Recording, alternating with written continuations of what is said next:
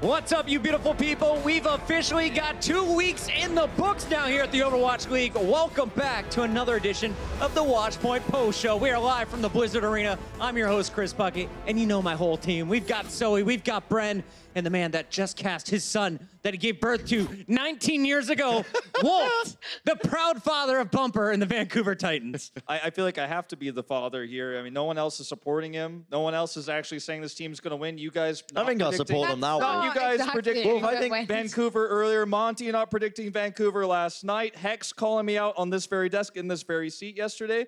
Who's the only one who said they were going to win? He's sitting right here. He is. Well, if you don't want him, I'll adopt him. Let's talk about this squad because these Vancouver Titans were so incredible today. For me, that was my biggest takeaway. They are absolutely the real deal. But Zoe, let's start with you and go down the line. What did you learn today watching Overwatch?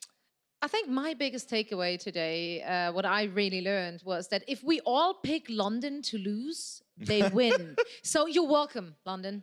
You're welcome, London. What about you, Brenji? For me personally, I remember yesterday I said that every team is beatable in the Overwatch League. I don't know if that's the case anymore after that match, that last match. Titans, genuinely, I think they had the cleanest team I have seen in such a long time. That was fantastic Overwatch to watch. And for you, Wolf? For me, the biggest takeaway is New York's looking really good. Vancouver looks unbeatable. So I know we're only in week 2 here, but I'm kind of projecting these two teams as the top 2 teams right now. They might be in the finals. I like that a lot. We got a lot of matches to get to, but first, quick reminder, guys, pick up your Overwatch League All Access Pass. You can have a sweet sign, but also, if you get the All Access Pass, you have the Q&A. It's live. We got Roki from the Toronto Defiant answering all of your questions on twitch.tv right after Watchpoint. But now it's time to talk about the games. Let's jump right into it with the match we just saw. We left halftime with Vancouver up 2-0. They clutched it up in that game 2 to give themselves a big lead, and that led to a game 3 on Volskaya. Yeah, just absolutely absurd play from both of these teams. You know, me and Wolf, we've always picked up the Vancouver Titans and said they were going to win this. So I'm so happy that it came. All right, Brent, come on. There's VODs of this. There's footage of this. Again, I've been over this, Wolf, you know, machine learning. This was, I don't think this was a throw from Bumper, personally. I think he meant to just land, obviously meant to land it into the pillar and he thought he'd stop, but they actually lost the point because of that, so that was potentially almost a throw. We did see the Hacksaw Doomfist, though, and that's something we saw a lot in Korea. Love to see it right here. Game 4, though, San Francisco Shock. This was one of the most impressive moments of the day for me because you just got beat 3-0 on the main stage, but there is no give up in this team. They will fight to the very end. I'm really happy with this result for the Shock, too, because, for those who missed the match might think it was super one-sided, even if they see the 3-1 scoreline, but that's just not true. I think that's one of the big takeaways. I know everyone's on the Bumper hype train here, but San Francisco Shock, after losing that Kings Row map, then a tough Volskaya, come back and take it. Huge resilience on this squad. There were just so many high IQ plays in that game. And the way both teams managed to actually combine their ults was just, that was Class A, like Overwatch. If you want to know how to work with your team, watch those guys play and take some notes. Absolutely the best match we arguably seen all season long here at the Overwatch League through the 2 weeks. But for this one, we have to put a beautiful bow on it. It's time to announce our player of the match presented by Omen by HP. Is it John? No, we're giving it to his counterpart. Yeah. It's Bumper once again. You will see this guy in the MVP column every single time our analysts are talking about him. What makes his gameplay so special? Because he showed us a number of tanks tonight. I feel like he's just really able to push Winston to its limit. I mean, you see a lot of these highlights where he goes down to less than 100 HP. He trusts his supports. The synergy is good there. A lot of Winstons would play it safer, but he actually pushes the envelope. He comes in, dives really deep, gets that backline harassment. Look at the hero damage here. I mean, that's what I'm talking about. He stays in. He goes in. The thing that kills me about Bumper's Rhino is he plays like a diamond player with good mechanics and game sense. Like, he plays like a madman. He doesn't have a back button. And he, genuinely speaking, like, if he was placed into any other team, he would be feeding his brains out. But he doesn't, because his team supports him so well that he gets away with these bonkers plays all game long. Incredible stuff there. My favorite stat on that card, average hits per swing, 2 people per swing of the hammer that connects. Fantastic stuff, Captain Planet. So congrats to Bumper. You are, once again, our player of the match, presented by Omen by HP. But speaking of players of the match, when you watch New York Excelsior, you could argue that all 6 of them deserved the honors today. This squad was on top of their game as they faced off against the Houston Outlaws. They sent the Outlaws packing with a hot 4-0. Yeah, but honestly, at the very start here on that first map, I think the Outlaws did a fantastic job there. I was especially impressed with Raucus's play on Zenyatta. He not only went toe-to-toe with Jonah, he actually outdid him in a lot of metrics, and I think he did an incredible job with that Zenyatta, with his Discord orbs and the healing he got out there. I feel like it was very systematic what we saw from Mono and Nene. Nene just kept giving him the bubble. He kept controlling choke points, you know, especially when we get into Anubis a little bit later on. But even before then, they just have such a good understanding of what everyone's strengths are. And it does feel like there are 6 MVBs because everyone's doing their job so well. And it feels like a well-oiled machine. Very different style than Runaways, a little bit more conservative. I think I did it again. Vancouver's. Very different style. Very much more conservative. Yeah. Little anger after that game 3 when Houston knew this match was over. I do like a bit of passion from my players, though. I prefer them, you know, like that, as opposed to, you know, just robots on the stage. Because, you know, it shows that they do care at the end of the day. And I think, you know, as you saw from that clip, Houston are obviously going to be disappointed with the result today. I think they knew that they could perform to a higher level than they actually did. But this is the thing about New York Excel, is that they will just punish every little mistake that you make, and they will just absolutely not let anything get past it you might do against other teams. This is my favorite look from the NYXL, and I know you guys have watched a lot of the 3-3, but do we expect to see more Sombra from this squad moving forward, and is that potentially what puts them above a squad like this Vancouver Titans lineup? I feel like you have to, that has to be in your wheelhouse. You absolutely have to have that as a tool if you want to be the best in this stage, because just 3-3 alone isn't going to cut it. Other teams have that Sombra, which can counter the 3-3. So I do kind of agree with that idea. You need to be able to run that, and other teams that are not running it right now are falling behind. One of the highlights here from the Outlaws, Jake pops off with Hanzo. You saw him all over the kill feed there. Unfortunately, though, they were not able to best the New York Excel, and it is the NYXL finishing that one with a 4-0 as they stay perfect in their match count. After the match, though, we saw on Twitter, Jake definitely affected by this one. He said, definitely just felt like we were outsmarted today. We have a lot to learn, it seems. And that's kind of interesting to me because, as you mentioned, Zoe, it seemed like Houston really game planned for this. They came with a very unique composition to catch this their opponents off guard, but NYXL seemed to learn as the games went on and continue to cause problems. What's your takeaway seeing an emotional response like that from Jake that's still, I guess, very candid and open with his audience? Yeah, but I love that. I love that about that squad. As Brenna already said, that shows how much they care. And it is a super high pressure situation on that very stage. Now, I just think that if you manage to stay more calm and collected, which NYXL is doing, and you're doing that on that very stage, then you won't be struggling with such situations. Like, a lot of teams kind of have the issue that if they're down a map or 2 maps even, that kind of gets in their head. And that happens a lot quicker than you think. And even with years of practice, you can't quite turn that off. So I've got one particular play in mind as well when I'm thinking, when I was watching this New York Excelsior Houston match, and it's something that's so small that a lot of people are going to miss it, and a lot of people are also not quite aware as well of the mechanics in place. So it's a clip from the final map here of the series. It's a nice little illustration as well. And it starts out here. I want you to look at Muma, and I want you to look at Boink. Muma's using the sound barrier to try and save, or Boink is using the sound barrier to try and save Muma, but they don't get it in time here. It connects onto all 5 members here, with the exception of Raucous, I should say, so 4 members. And the soundbar, you can see it does reach him, but it doesn't attach onto Moom. It doesn't save him in time. And why is this? It's actually because Mano, in the heat of the moment, ended up using his Reinhardt shield to block the line of sight from the sound barrier. This is such a big brain intelligent play in the heat of the moment. For him to be able to do this and recognize that that was even an opportunity present to him, it's just absolutely absurd. And it just shows you the potential and I think the peak of this New York Excelsior squad. Brent's big brain plays. I like it. Great breakdown there. And we expect a lot more from you coming up here on future episodes of the Watchpoint Post Show. Coming up, we've got some stellar Diva play on full display. So don't go anywhere. Keep your pants on. This is the Watchpoint Post Show. The Overwatch League is brought to you by T-Mobile. High ground or low ground, T-Mobile has you covered.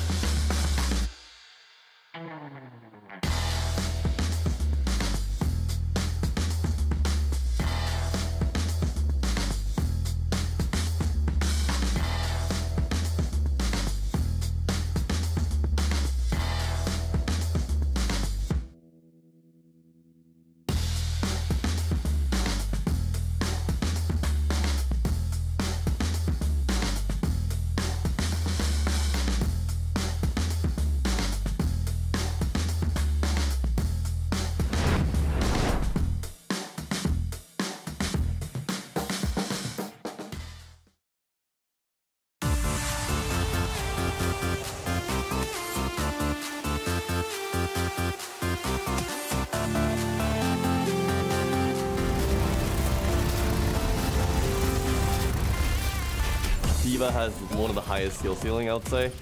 And that just means there's like way more responsibilities for you. 다 잘해야 되는 것 같아요. 매트릭스로 씹을 거 다 씹고 부스터로 이동하면서도 기동성을 활용해서 잡을 거 다 잡고.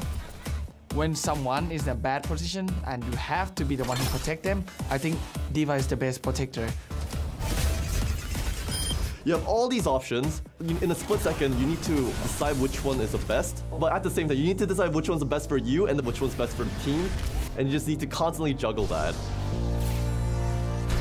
Diva is a unique character. Diva don't have to like body block, don't have to go in the bad position. She just stay from far away, defend matrix. And you fly back. If you think about every character in game, is no ability that's similar to defend matrix. No one can eat the ultimate. No one can eat Zario, no one can eat Mayo, no one can protect you from Pharah, Barrage. But Diva can. The most important part is that you need to balance covering for your main tank so he can get space a lot easily. And the worst part is you can't tunnel in that. You need to also look back every now and then to see if your backline's doing okay. And while you're doing this, you also need to manage your resources because, you know, Matrix is a very, very important ability. So you need to be aware of all these things while you play. And once you get it right, it's very rewarding and it feels really good to play Diva.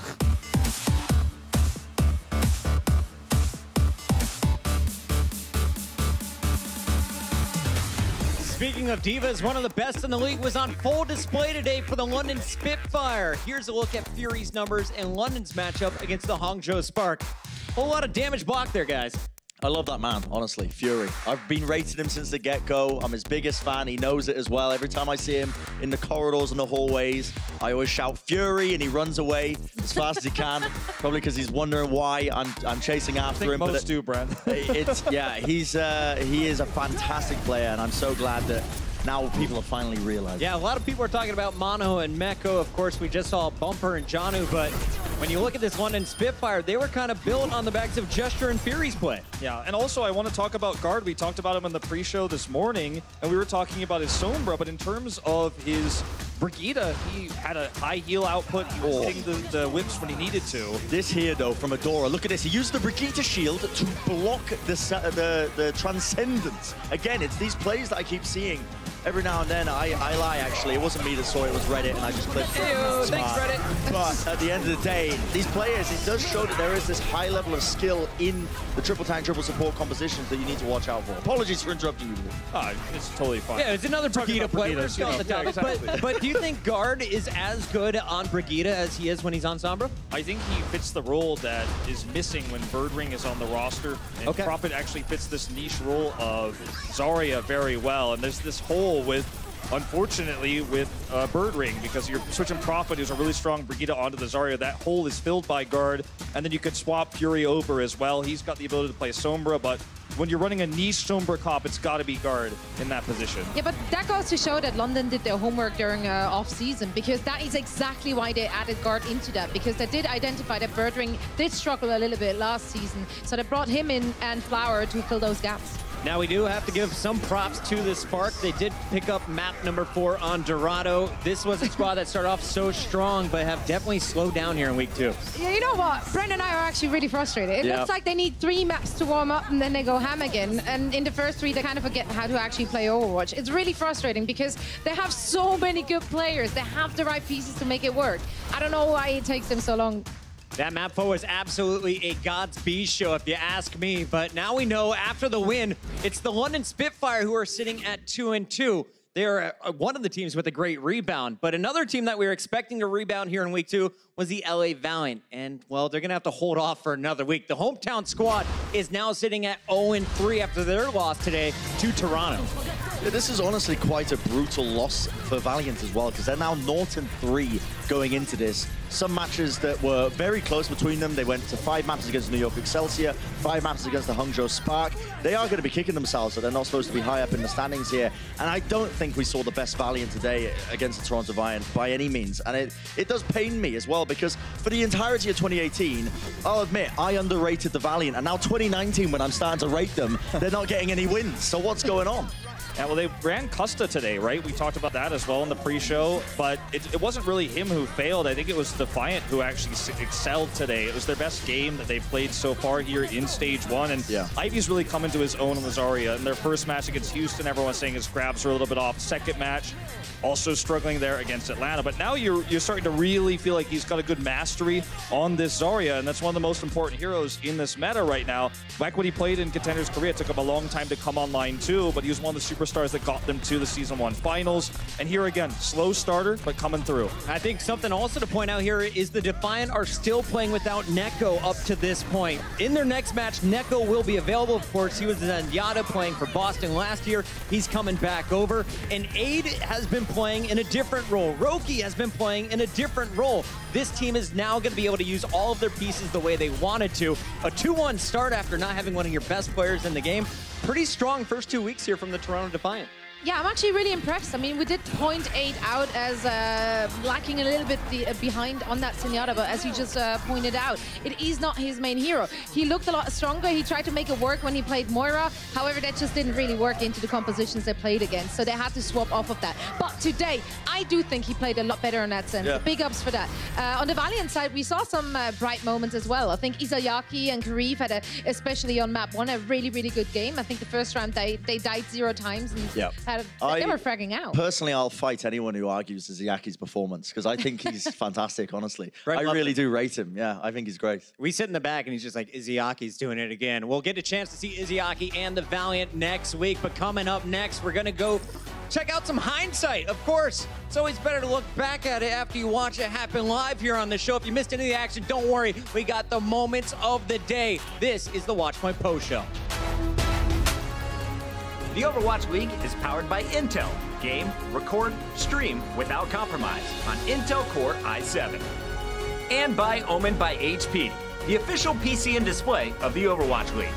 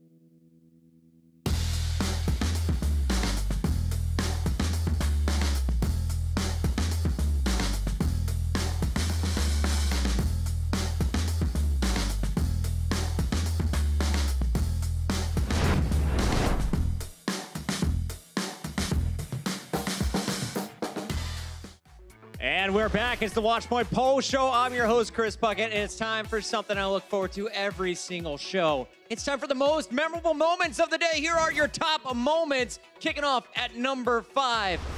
Danny Lim, defender of the microphone. Tell me you taught him well. Yeah, I was so proud of him. Now, I mean, look at that. Look at that. With conviction. And he even tells him off as he does the interview. Very well played, impressive Danny. stuff I'm so here. proud. Yeah, in Korea, oftentimes the player will also get their own mic, so it's a habit to try to grab it because you're used to holding that. We had a little bit of a shuffle going down, and this is when your whole team emotes in the spawn room, having fun in the Blizzard Arena, and Envy joins along. But let's talk about that jacket from that good sir on the side at the beginning of that clip. The gold. Oh, there you go. You see it Fire! again. Look at that. Snazzy. Look I at was that like, jacket. what are you referring to? There you Definitely go. don't have their dance moves. Props to you guys. At number 3, it's the Mono Mecho Bomb that sealed the deal. Yeah, these boys are insane. They're big lads, aren't they, Wolf? Yeah, You've been digging them triple. up. I mean, it was really a triple setup here. Nene set up the grab, then there's the shatter, the bomb comes through, all perfectly timed after the trap. Keeping it going here at number 2. Mono, welcome back, buddy. This time is the Winston doing so much primal damage. This jump was the highlight of my day. So sick, isn't it? That Glorious. That's That a was like lovely a 300 shot. moment right there. It really was, actually, wasn't it? Good. The leap from Leonidas almost. Yeah. Shout out to our observers for the slow-mo grab and our number 1 spot today. Oh, yeah.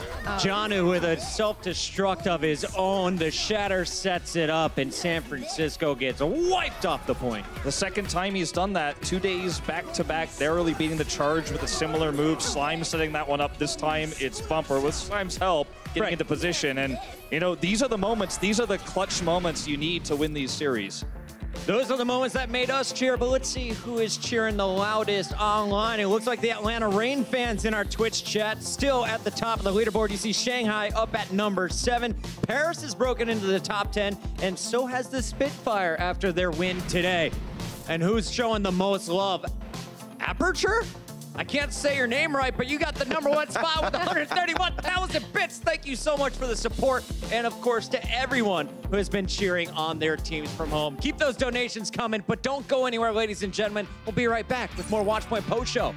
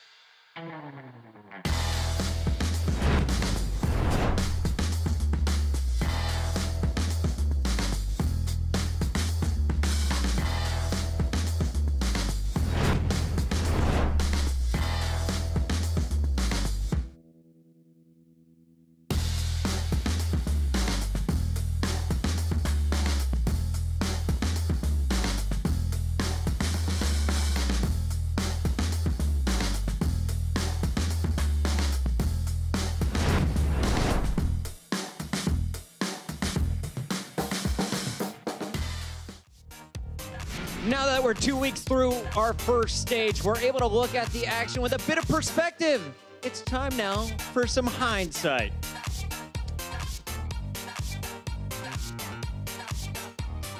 As you can see here in the hindsight, we look back at the best moments, starting with you, Zoe.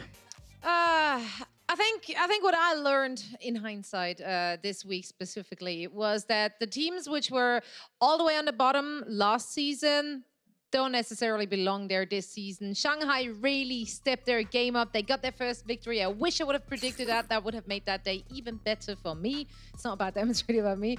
And also the Mayhem. I think the Mayhem really showed up this week. So I'm super happy to have learned that we can expect more from them in the future. Some fantastic hindsight there. What about you, Brenji? For me personally, I'm never predicting Hangzhou ever again. They've broken my heart. I still love you, Gushui. You still got a special place in my heart. But yeah, Hangzhou, I let them down. Well, they let me down, and I think I've let them down as well with that comment. But yeah, we'll move on briefly and swiftly. He's sad. Sad, Bren is sad. Upset, really. Wolf, what about you? You have some quality hindsight for me, right? I'm sure that Bren's also, in hindsight, his prediction that the Titans would lose didn't work out. But I predicted Titans. I don't know what you're talking about. But in all seriousness, I think as I just ignore Bren and push him to the side here, is that I think we all, and myself included, should have expected New York Excelsior to do a little bit better with the tank line that they have. And to be honest, today, I think everyone's mind was changed in that regard as they're at the top of the standings. Well, I think for me personally, guys, I don't get a sweet lower third, but I learned the value of Boombox this week. Philly with Boombox, 2-0. Philly without Boombox, 0-2. Currently sitting at 2-2. We'll see if he's back next week. Guys, that is going to be it for us tonight. But make sure you stay around. We got a Q&A with Roki from the Toronto Defiant coming up next. And it's only available to those with the Overwatch League All Access Pass on Twitch.tv. Thanks for watching. We'll see you next week.